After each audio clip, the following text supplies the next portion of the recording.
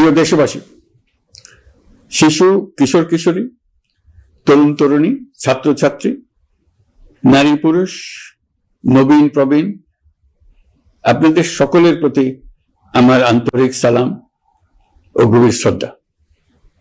আসসালামু আলাইকুম। শুরুতেই আমি দেশের সবাইকে শুভেচ্ছা জানাচ্ছি।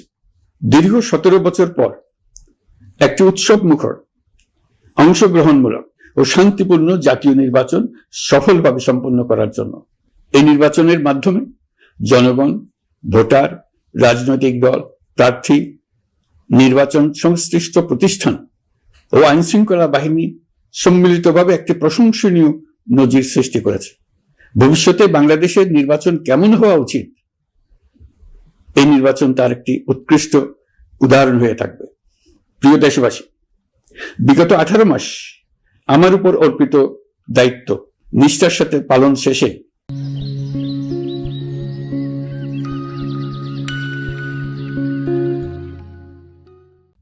একটি নির্বাচিত সরকারের কাছে দায়িত্ব হস্তান্তরের প্রাক্কালে অন্তর্বর্তী সরকারের প্রধান উপদেষ্টা হিসেবে আজ আমি আপনাদের কাছ থেকে বিদায় নেবার জন্য উপস্থিত হয়েছি। আজ বিদায়ের দিনে 5ই আগস্টের কথা স্মরণ করে আপনাদের কিছু কথা বলবো। কি মহা মুক্তির দিন ছিল সেদিনটি, সে কি আনন্দের দিন। বাংলাদেশিরা দেশে বিদেশে যে যেখানে ছিল আনন্দে চোখের পানি ফেলেছিল। দৈত্যের গ্রাস থেকে তরুণ ছাত্রছাত্রীরা দেশকে বের করে এনেছে, দেশ মুক্ত হয়েছে। কিন্তু দেশ সম্পূর্ণ অচল। এই অচল দেশটিকে কিভাবে সচল করা যাবে সেটা ছিল সবার মনে।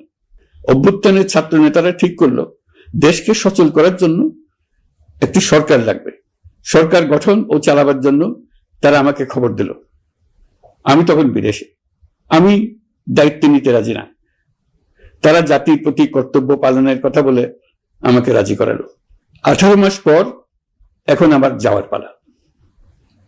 আমি আজ আমার কাজ হতে বিদায় নিতে আপনাদের সামনে এসেছি। আমাদের প্রথম কাজ ছিল দেশকে সচল করা। এটি ছিল সবচেয়ে কঠিন কাজ। যারা দেশকে লুটে পুটে খেত তারাই দেশের এই যন্ত্র চালাতো। তাদের একান্ত অনুগত লোকজন নিয়ে অভ্যুত্থানের সঙ্গে সঙ্গে সবাই পালিয়ে গেছে।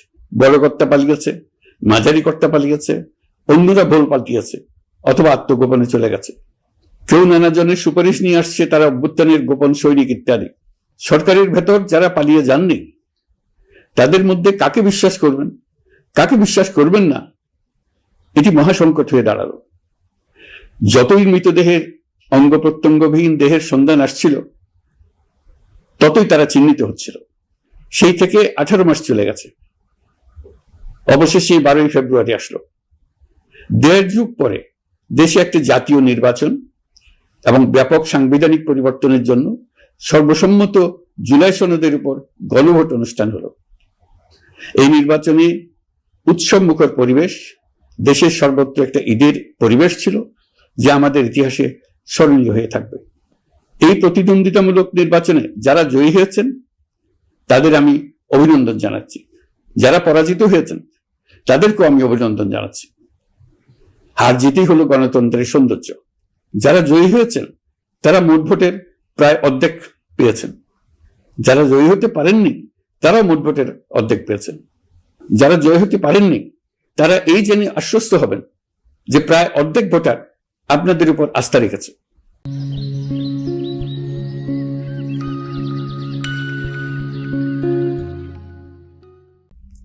আগামী দিন নতুন সরকার দায়িত্ব গ্রহণ করবে। এর মাধ্যমে আমাদের 18 মাসের দায়িত্বের সমাপ্তি হবে। 24শে জুলাই মাসে বাংলাদেশের মানুষ এক অভূতপূর্ব অভ্যুত্থানের মধ্য দিয়ে তাদের মুক্তি, আকাঙ্ক্ষা ও মর্যাদার দাবি উচ্চারণ করেছিল। সেই সময় দেশ একটি গভীর রাজনৈতিক, অর্থনৈতিক, প্রাতিষ্ঠানিক ও মানবিক সংকটে নিপতিত ছিল। রাষ্ট্রযন্ত্রের উপর মানুষ আস্থা হারিয়ে ফেলেছিল। গণতন্ত্র হয়েছিল ধূলিসাৎ, ভবিষ্যৎ ছিল অনিশ্চিত। ঠিক সেই সংকটময় সময়ে আমাকে আহ্বান জানানো হয়েছিল একটি লক্ষ্য সামনে রেখে বাংলাদেশকে আবার স্বাভাবিক জীবনে ফেরানোর জন্য 3টি দায়িত্ব দেওয়া হয়েছে: সংস্কার, বিচার এবং নির্বাচন। আমি ও আমার সহকর্মীরা সবাই আমরা সেই অঙ্গীকার রক্ষার চেষ্টা করে গেছি। কোথায় কতটুকু সাফল্য অর্জন করতে পেরেছি, কোথায় ব্যর্থ হয়েছি, সে বিচারের ভার আপনাদের উপর থাকলো। আমাদের প্রচেষ্টায় কোনো ঘাটতি ছিল না। আমরা মানবতা বিরোধী অপরাধ, দুর্নীতি ও অনিয়মের বিচার প্রক্রিয়াকে রাজনীতি ও প্রতিশোধের ঊর্ধ্বে রেখেছি। আমরা ভঙ্গুর প্রতিষ্ঠানগুলোর প্রশাসনিক, বাণিজ্যিক, আর্থিক সংস্কারে হাত দিয়েছি, যাতে ভবিষ্যতে কোনো সরকার জনগণের ইচ্ছার বিরুদ্ধে নিজেকে স্থাপন করতে না পারে। আর সর্বোপরি আমরা একটি উৎসবমুখর, অবাধ, নিরপেক্ষ, শান্তিপূর্ণ, পরিচ্ছন্ন ও বিশ্বাসযোগ্য জাতীয় নির্বাচনের আয়োজন করেছি, যার মাধ্যমে জনগণ আবার তাদের ভোটাধিকার ফিরে পেয়েছে। এই নির্বাচন কেবল একটা ক্ষমতা হস্তান্তরের প্রক্রিয়া নয়, এটি বাংলাদেশের গণতান্ত্রিক ব্যবস্থার নতুন অভিযাত্রার সূচনা, নতুন বাংলাদেশের জন্ম। এই অর্জনের পেছনে যারা ছিলেন, জুলাইয়ে রাস্তায় নেমে আসা প্রতিবাদকারী তরুণ তরুণীরা, সেই সাহসী মানুষগুলো, শহীদ ও আহতরা, তাদের প্রতি আমি গভীর শ্রদ্ধা ও কৃতজ্ঞতা জানাচ্ছি। তাদের অভূতপূর্ব ত্যাগ ছাড়া এই পরিবর্তন সম্ভব হতো না। এই প্রক্রিয়া সফল করতে দেশের আবালবৃদ্ধ বনিতা সকলেই সহযোগিতা করেছেন। প্রাতিষ্ঠানিক দিক থেকে দেশের রাজনৈতিক দলসমূহ, নির্বাচন কমিশন, সকল আইন শৃঙ্খলা বাহিনী, সশস্ত্র বাহিনী, সরকারি কর্মকর্তা কর্মচারী ও প্রশাসনের প্রতিটি স্তরের সদস্যরা আন্তরিক সহযোগিতা করেছেন।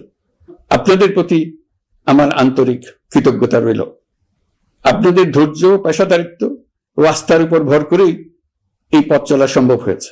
প্রিয় দেশবাসী, 24-এর গণঅভ্যুত্থানের সময় দেয়ালে দেয়ালে তরুণরা যে নতুন বাংলাদেশের স্বপ্ন এঁকেছিল, তার কেন্দ্র ছিল প্রাতিষ্ঠানিক সংস্কার। সেই প্রত্যাশা বাস্তবায়নে অন্তর্বর্তী সরকার প্রায় 130টি নতুন আইন ও সংশোধনী প্রণয়ন করেছে এবং প্রায় 600টি নির্বাহী আদেশ জারি করেছে, যার প্রায় 84% ইতিমধ্যে বাস্তবায়িত হয়েছে। এই সংস্কার সমূহ নাগরিক অধিকারকে সংহত করেছে, বিচার ব্যবস্থাকে শক্তিশালী করেছে এবং গুম, খুন ও বিচার বহির্ভূত হত্যার সংস্কৃতি যেন আর কখনো ফিরে না আসে সেটা নিশ্চিত করেছে। আমরা দায়িত্ব গ্রহণের সময় দেশের আইন শৃঙ্খলা পরিস্থিতি ছিল অত্যন্ত ভঙ্গুর। থানাগুলো ছিল পুলিশ শূন্য, জনগণের মধ্যে আস্থার বদলে ভয় ও শঙ্কা তৈরি হয়েছিল। ধাপে ধাপে আমরা সেই অবস্থার পরিবর্তন ঘটিয়েছি। আজ পুলিশ আর মারণাস্ত্র ব্যবহার করে না, বেআইনিভাবে কাউকে তুলে নিয়ে যায় না, বন্দুক যুদ্ধের নামে হত্যা করে না, পুলিশ ও গোয়েন্দা বাহিনীর ভয়ে কাউকে ডিলিট বাটন চাপতে হয় না। জনবান্ধব ও জবাবদিহিমূলক বাহিনী হিসেবে গড়ে তোলার লক্ষ্যে পুলিশ কমিশন অধ্যাদেশ 2025 প্রণয়ন করা হয়েছে। বিচার বিভাগকে স্বাধীন ও শক্তিশালী করতে পৃথক সচিবালয় গঠন, বিচারক নিয়োগের স্বচ্ছ কাঠামো এবং দেওয়ানি ও ফৌজদারি আইনে যুগান্তকারী সংস্কার করা হয়েছে। সেপারেশন অব জুডিশিয়ারির জন্য মাজদার হোসেন মামলার রায় আমরা বাস্তবায়ন করে গেলাম। গুমকে মানবতার বিরুদ্ধে অপরাধ হিসেবে স্বীকৃতি দিয়ে আন্তর্জাতিক অপরাধ ট্রাইব্যুনাল আইন সংশোধন করা হয়েছে। বিচার প্রক্রিয়াকে স্বচ্ছ করতে রায় সরাসরি সম্প্রচারের সুযোগ, বিদেশি আইনজীবী নিয়োগ এবং অন্তর্বর্তী আপিলের বিধান যুক্ত করা হয়েছে। বাংলাদেশ যেন আর কখনো মানবাধিকারহীন রাষ্ট্রে পরিণত না হয়, সেই লক্ষ্যে জাতীয় মানবাধিকার কমিশন অধ্যাদেশ জারি করা হয়েছে এবং কমিশন গঠন করা হয়েছে। প্রিয় দেশবাসী, একটি সমাজ তখনই উন্নত হয় যখন তার নারীরা নিরাপদ, সম্মানিত ও সমান অধিকার প্রাপ্ত। উন্নয়ন তখনই টেকসই হয় যখন নারীরা সিদ্ধান্ত গ্রহণে, অর্থনীতিতে, শিক্ষায় ও নেতৃত্বে সমানভাবে অংশ নিতে পারেন। যে নতুন বাংলাদেশের স্বপ্ন আমরা দেখছি, নারীদের অগ্রযাত্রা ছাড়া তা গড়ে তোলা সম্ভব নয়। নারী ও শিশু সুরক্ষায় যৌন হয়রানি প্রতিরোধ অধ্যাদেশ, পারিবারিক সহিংসতা প্রতিরোধের অধ্যাদেশ এবং নারী ও শিশু নির্যাতন দমন আইন সংশোধন করা হয়েছে। নতুন এসব আইনের মাধ্যমে কর্মক্ষেত্রে ও শিক্ষা প্রতিষ্ঠানে নারীদের হয়রানি প্রতিরোধ ও সুরক্ষা নিশ্চিত করার পথ সুগম করা হয়েছে। প্রিয় দেশবাসী, অভ্যুত্থান পরবর্তী এক উত্তাল সময়ে দেশকে ধীরে ধীরে স্বাভাবিক ধারায় ফিরিয়ে আনতে আমাদের সশস্ত্র বাহিনীর সৈন্যরা যে ধৈর্য, পেশাদারিত্ব ও দায়িত্ববোধের পরিচয় দিয়েছে, তার জন্য দেশবাসীর পক্ষ থেকে আমি তাদের প্রত্যেককে আন্তরিক ধন্যবাদ জানাচ্ছি। একই সঙ্গে বিশেষভাবে উল্লেখ করতে চাই, যখনই কোনো সংকটময় পরিস্থিতির উদ্ভব হয়েছে তখনই দেশের রাজনৈতিক নেতৃত্ব আমাদের আহ্বানে তাৎক্ষণিকভাবে সাড়া দিয়েছেন এবং সহযোগিতার হাত বাড়িয়ে দিয়েছেন। এই পারস্পরিক দায়িত্ববোধ ও সংযমই দেশকে অস্থিরতার পথ থেকে স্থিতিশীলতার দিকে এগিয়ে নিতে সহায়ক হয়েছে। স্বৈরাচারের 16 বছরে এদেশের রাজনৈতিক নেতাকর্মীরা যে ভয়াবহ নিপীড়ন, মামলা, হামলা, গুম ও হত্যার শিকার হয়েছেন তা আমাদের জাতির জন্য এক গভীর বেদনাদায়ক শিক্ষা।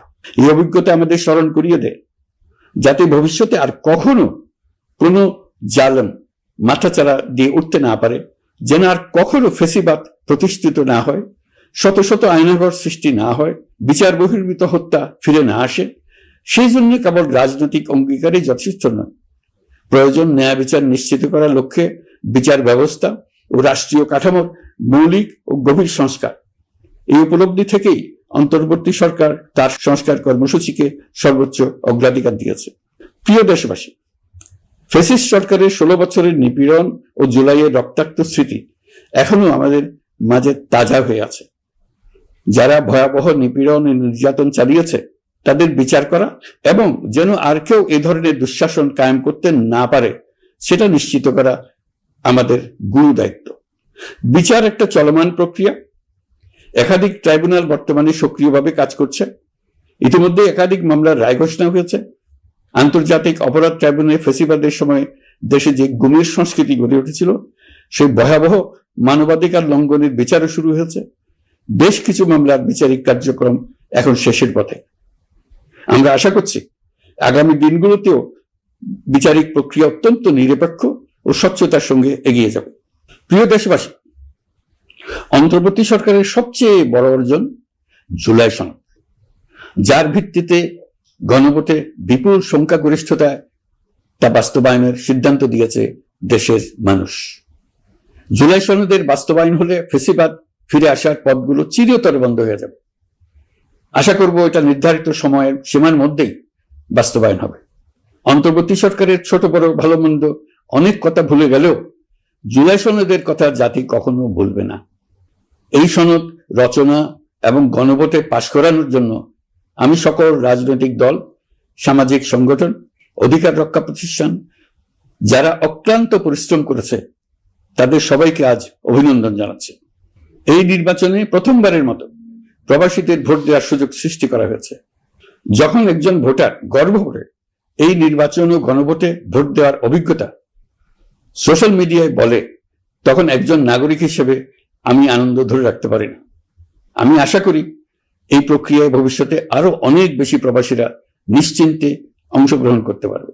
প্রিয় দেশবাসী, আমরা দায়িত্ব গ্রহণের সময় অর্থনীতি ছিল বিপর্যস্ত, ব্যাংকিং ব্যবস্থা ভেঙে পড়েছিল, অর্থ পাচার ছিল লাগামহীন। আমরা রাজস্ব ব্যবস্থাপনা, করনীতি, মুদ্রা ব্যবস্থাপনা, আর্থিক খাতে কাঠামোগত সংস্কার এনেছি। তলাবিহীন অর্থনীতি আমাদের জন্য রেখে গিয়েছিল আগের ফেসিবাদী সরকার। কেন্দ্রীয় ব্যাংক বাণিজ্য ব্যাংককে ফতুর করে দিয়ে গেছে, $234 বিলিয়ন পাচার করে নিয়ে গেছে, বিশাল ঋণের বোঝা রেখে গেছে। এইসব আমাদের জানা কথা। আমরা যারা এই অর্থনীতি আবার চালু করার দায়িত্ব পেয়েছিলাম তারা দিশা খুঁজে পাচ্ছিলাম না। এখন যাবার সময় স্বস্তি পাচ্ছি যে আমরা অবস্থার মোকাবেলা করতে পেরেছি এবং নতুন অর্থনীতির বুনিয়াদ রচনা করে রেখে যেতে পারছি। এখন আর পাওনাদাররা আমাদের তাড়া করতে আসবে না। আন্তর্জাতিক লেনদেনে আমরা চোখে অন্ধকার দেখব না। আমাদের রিজার্ভের পরিমাণ এখন $34 বিলিয়ন। আমাদের দেশপ্রেমিক প্রবাসী ভাই বোনদের রেমিটেন্সের টাকায় এই রিজার্ভ ক্রমেই বাড়ছে। নিত্য প্রয়োজনীয় পণ্যের দাম নিয়ন্ত্রণে সরবরাহ বৃদ্ধি করা হয়েছে। টিসিবির কার্যক্রম সম্প্রসারিত হয়েছে। বাজার তদারকি ও মজুতদারির বিরুদ্ধে কঠোর ব্যবস্থা নেওয়া হয়েছে। এর ফলে খাদ্য মূল্যস্ফীতি উল্লেখযোগ্যভাবে কমেছে। শ্রমিক অধিকারকে মানবাধিকারের অংশ হিসেবে বিবেচনা করে আন্তর্জাতিক শ্রম সংস্থার গুরুত্বপূর্ণ কনভেনশন সমূহ অনুসমর্থন করা হয়েছে, যা কর্মক্ষেত্রে শ্রমিকের নিরাপত্তা ও মর্যাদা নিশ্চিত করবে। যুগান্তকারী নতুন শ্রম আইন প্রণয়ন করা হয়েছে। প্রবাসীরা আমাদের অর্থনীতির প্রাণশক্তি। তাদের সুরক্ষা ও কল্যাণে আইন সংশোধন, বিদেশে আইনি সহায়তা, নতুন শ্রম চুক্তি এবং দক্ষতা উন্নয়ন প্রকল্প গ্রহণ করা হয়েছে। বন্দর ব্যবস্থাপনা ও বিনিয়োগ কাঠামোতে আমূল সংস্কারের মাধ্যমে ইউরোপীয় সর্ববৃহৎ বিনিয়োগ সহ একাধিক কৌশলগত প্রকল্প এগিয়েছে। ব্লু ইকোনমির সম্ভাবনা কাজে লাগাতে গভীর সমুদ্র বন্দর, মৎস্য ও আধুনিক টাউনশিপ উন্নয়নে নতুন কর্তৃপক্ষ গঠন করা হয়েছে। প্রিয় দেশবাসী, পররাষ্ট্রনীতিতে বাংলাদেশের সার্বভৌমত্ব, জাতীয় স্বার্থ ও দেশের মর্যাদা, এই তিনটি মূল ভিত্তি আমরা দৃঢ়ভাবে পুনরুদ্ধার করতে সক্ষম হয়েছি। নতজানু পররাষ্ট্রনীতি কিংবা অপর দেশের নির্দেশনা ও পরামর্শ নির্ভর বাংলাদেশ এখন আর নয়। আজকের বাংলাদেশ নিজের স্বাধীন স্বার্থ রক্ষায় আত্মবিশ্বাসী, সক্রিয় ও দায়িত্বশীল। বিশ্বের সকল দেশের সঙ্গে পারস্পরিক সম্মান ও স্বার্থের ভিত্তিতে সম্পর্ক গড়ে তুলতে আমরা প্রতিশ্রুতিবদ্ধ। একই সঙ্গে ভারসাম্য বজায় রেখে ভবিষ্যতের জন্য প্রয়োজনীয় কৌশলগত সিদ্ধান্ত নিতে সক্ষম এমন একটি রাষ্ট্র হিসেবে বাংলাদেশ আজ নিজেকে প্রতিষ্ঠিত করেছে। রোহিঙ্গা সংকট আমাদের জাতীয় নিরাপত্তা, আঞ্চলিক স্থিতিশীলতা ও অর্থনীতির উপর একটা গুরুতর দীর্ঘস্থায়ী চাপ সৃষ্টি করে রেখেছে। দুঃখজনকভাবে দীর্ঘ সময় ধরে এই সংকট নিরসনে কোনো কার্যকর সমন্বিত আন্তর্জাতিক উদ্যোগ দৃশ্যমান ছিল না। দায়িত্ব গ্রহণের পর আমরা আন্তর্জাতিক অঙ্গনে মৃতপ্রায় এই ইস্যুটিকে পুনরায় বিশ্ব মনোযোগের কেন্দ্রে নিয়ে আসতে সক্ষম হয়েছে। এই সংকটের গুরুত্ব অনুধাবন করে জাতিসংঘ আমাদের পাশে দাঁড়িয়েছে।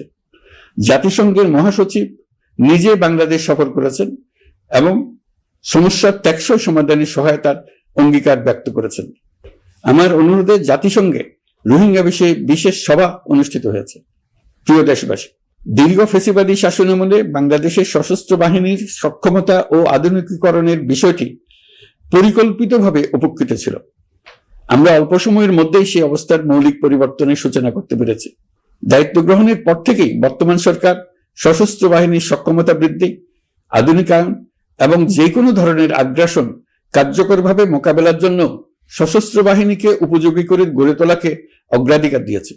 সশস্ত্র বাহিনীর প্রতিরক্ষা সক্ষমতা বৃদ্ধি একটি ব্যয়বহুল প্রক্রিয়া হলেও বর্তমান বৈশ্বিক বাস্তবতায় বহির্বিশ্বের সম্ভাব্য হুমকি ও আগ্রাসন মোকাবেলার জন্য এর কোনো বিকল্প নেই। এই বাস্তবতা বিবেচনায় নিয়ে অন্তর্বর্তী সরকার তার সীমিত মেয়াদের মধ্যে সেনাবাহিনী, বিমান বাহিনী ও নৌবাহিনীর সক্ষমতা বৃদ্ধিতে যুগান্তকারী পদক্ষেপ গ্রহণ করেছে। আমি দৃঢ়ভাবে বিশ্বাস করি এই উদ্যোগগুলোর ধারাবাহিকতা ভবিষ্যতের নির্বাচিত গণতান্ত্রিক সরকার সমূহ অব্যাহত রাখবে, যাতে বাংলাদেশের জাতীয় নিরাপত্তা, স্বাধীনতা, সার্বভৌমত্ব, আঞ্চলিক অখণ্ডতা দীর্ঘমেয়াদে নিশ্চিত করা যায়। প্রিয় দেশবাসী, বাংলাদেশ এখন কেবল সংকট থেকে উত্তরণের গল্প নয়, বাংলাদেশ আজ অমিত সম্ভাবনার দেশ। আমাদের ছেলে মেয়েরা অসীম সম্ভাবনা নিয়ে জন্মায়। এটি সাহসী, সৃজনশীল, উদ্যমী তরুণদের দেশ। তাদের দরকার উপযুক্ত শিক্ষা, বিশ্বমানের প্রশিক্ষণ এবং এমন একটি রাষ্ট্র ব্যবস্থা যেখানে মেধা ও পরিশ্রম ও সততার মূল্য আছে।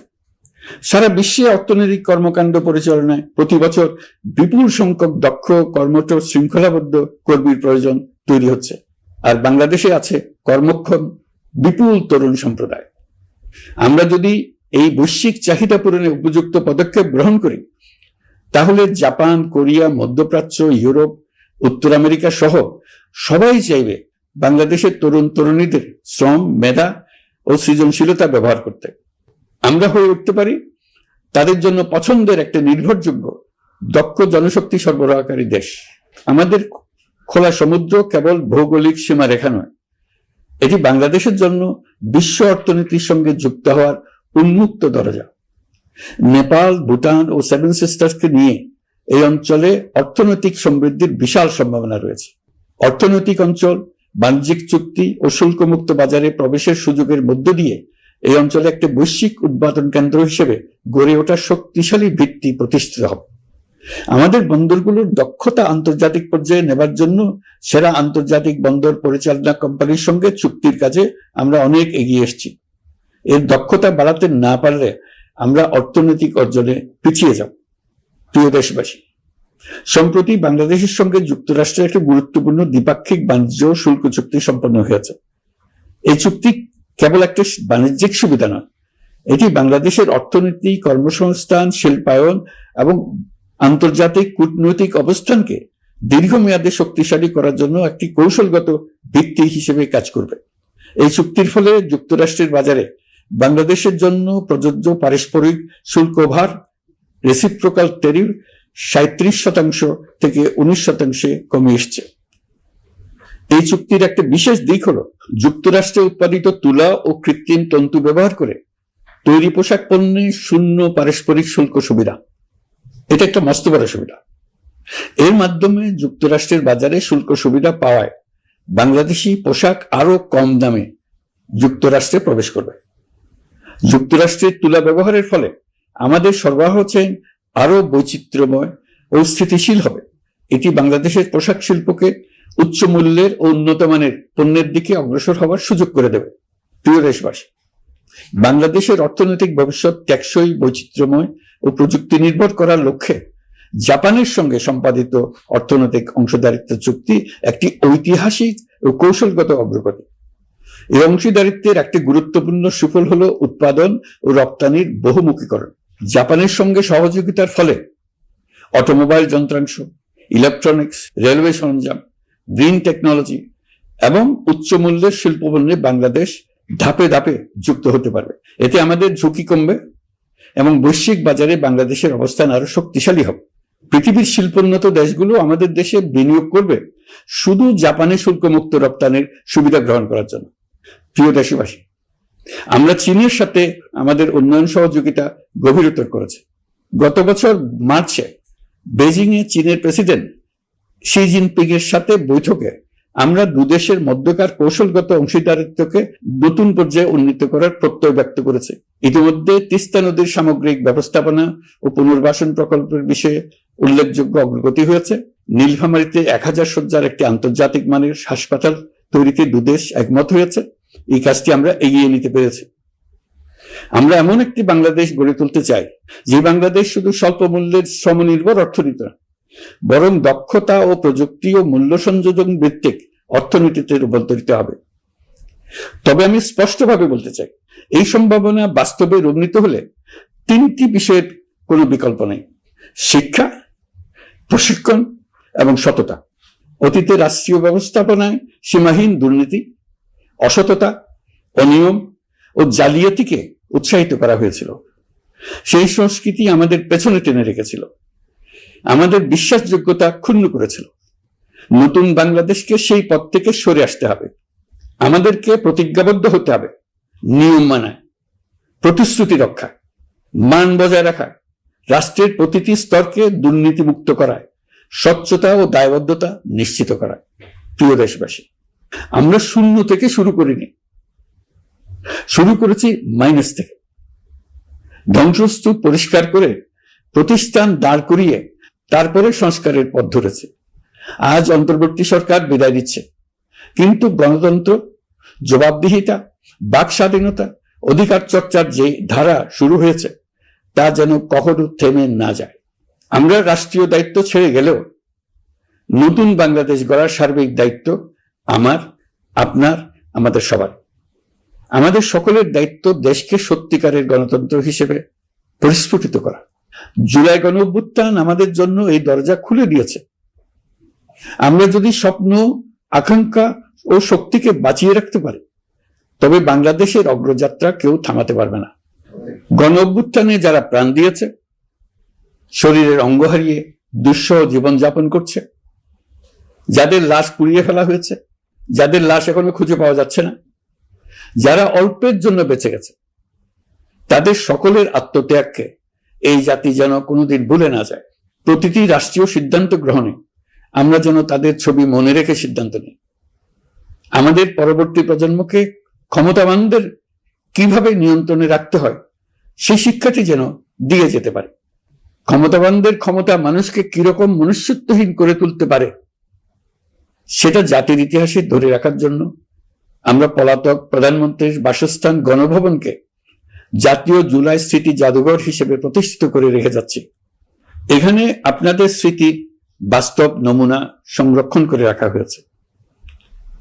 জাদুঘর যখন জনসাধারণের জন্য খুলে দেওয়া হবে, তখন আপনি যেখানেই থাকুন, দেশে থাকুন, বিদেশে থাকুন, আমি অনুরোধ করব আপনি সপরিবারে একবার এসে কিছুক্ষণ জাদুঘরে কাটিয়ে যাবেন।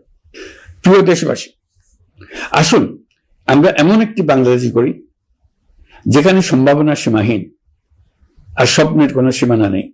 গত 18 মাসে ক্রমান্বয়ে এদেশের মানুষের মধ্যে গণতন্ত্র, একটি কল্যাণমূলক শাসন ব্যবস্থা, বাক স্বাধীনতা, ক্ষমতাকে প্রশ্ন করতে পারা, সমালোচনা করতে পারা, জবাবদিহিতায় আনতে পারার যে চর্চা শুরু হলো, উৎসবমুখর পরিবেশে নির্বাচন আয়োজন করে জনগণের অধিকার নিশ্চিত হলো, এই ধারা যেন কোনো রকমেই হাতছাড়া হয়ে না যায়। আমি বিশ্বাস করি বাংলাদেশের আপামর জনসাধারণ এবং সকল রাজনৈতিক পক্ষ ইস্পাত কঠিন ঐক্যের মাধ্যমে এই ধারাকে আগামী দিনগুলোকে রক্ষা করবে, সমৃদ্ধ করবে। অধিকারের বিষয়, দেশের স্বাধীনতা সার্বভৌমত্বের বিষয়, পরবর্তী প্রজন্মের জন্য একটি সুন্দর বাংলাদেশ গড়ে তোলার প্রত্যয়ে দৃঢ় থাকতে হবে। দলমত, ধর্ম, বর্ণ, নারী পুরুষ নির্বিশেষে সবাইকে আহ্বান জানাই একটি ন্যায়ভিত্তিক, মানবিক ও গণতান্ত্রিক বাংলাদেশ গড়ে তোলার সংগ্রাম অব্যাহত রাখতে। এই আহ্বান জানিয়েই আমি অত্যন্ত আশাবাদের সঙ্গে আজ আপনাদের কাছ থেকে বিদায় নিচ্ছি।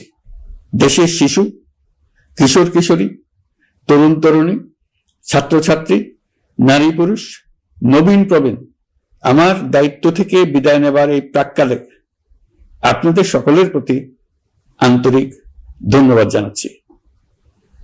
আমার জন্য দোয়া করবেন। মহান আল্লাহ আমাদের সকলের সহায় হন।